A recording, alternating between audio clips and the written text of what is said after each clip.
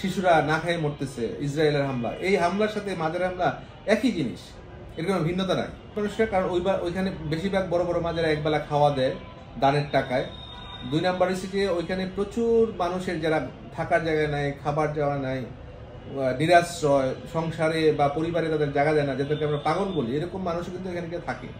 সুতরাং এটা গরিব মানুষ, অসহায় মানুষের একটা আশ্রয়স্থল। সুতরাং আপনি যখন মাজারে হামলা করতেছেন, আসলে আপনি গরিবের উপর হামলা করতেছেন, আপনি নিরাশ্রয় একটা মানুষের উপর হামলা করতেছেন, তাদের যে খাবারের ব্যবস্থা করা হয় সেই খাবারের উপর হামলা করতেছেন। তো আপনি দেখতেছেন যে আজকে গাজা শিশুরা না খেয়ে মরতেছে, ইসরায়েলের হামলা, এই হামলার সাথে মাজারের হামলা একই জিনিস, এর কোনো ভিন্নতা নাই।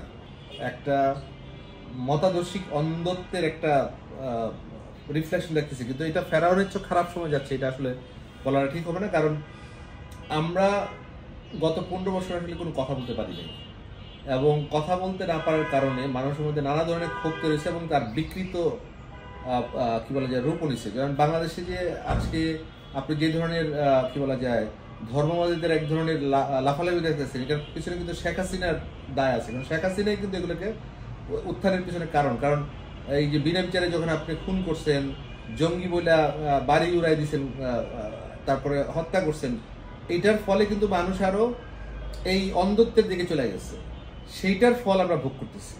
ঠিক আছে, সুতরাং এটাকে 5ই আগস্টের পরে তো আমরা এখন কথা বলতে পারতেছি অন্ততপক্ষে যে না, এটা করা যাবে না, এটা ন্যায্য না।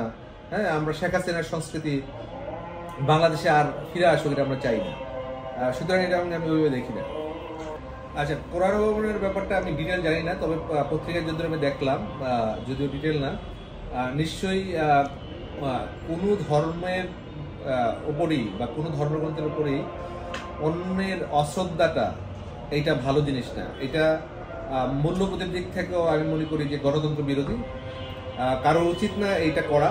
একই সাথে আমি মনে করি যে এই ধরনের ঘটনার পিছনে অনেক উস্কানি থাকতে পারে।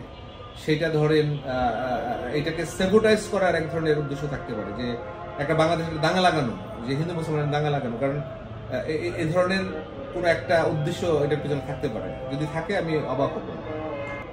আচ্ছা, মাজারগুলি ভাঙা প্রতিরোধ করার জন্য সরকারের দায়িত্ব ছিল, কিন্তু যেহেতু গণঅভ্যুত্থানের পরে আমাদের পুলিশ মনোবল হারিয়ে ফেলছে এবং একটা কি বলা যায় আইন শৃঙ্খলা পরিস্থিতির নিয়ন্ত্রণের জন্য যে পুলিশ বাহিনী, শক্ত পুলিশ বাহিনী দরকার, সেটা নাই।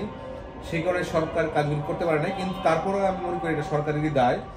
সরকারের উচিত ছিল কয়েকটা ঘটনায় শাস্তিমূলক, মানে কড়া শাস্তিমূলক ব্যবস্থা নেওয়া। তারপর আমি এখন সরকারকে বলবো যে যেসব মাজারে হামলা হয়েছে, সেসব মাজারের হামলার ঘটনার পিছনে কারা আছে তাদেরকে তদন্ত করে শাস্তির আওতায় আনা এবং দৃষ্টান্তমূলক শাস্তির ব্যবস্থা করা, এবং একই সাথে মাজারের যেই ক্ষতিগ্রস্ত হয়েছে সেগুলা ক্ষতিপূরণের ব্যবস্থা করা।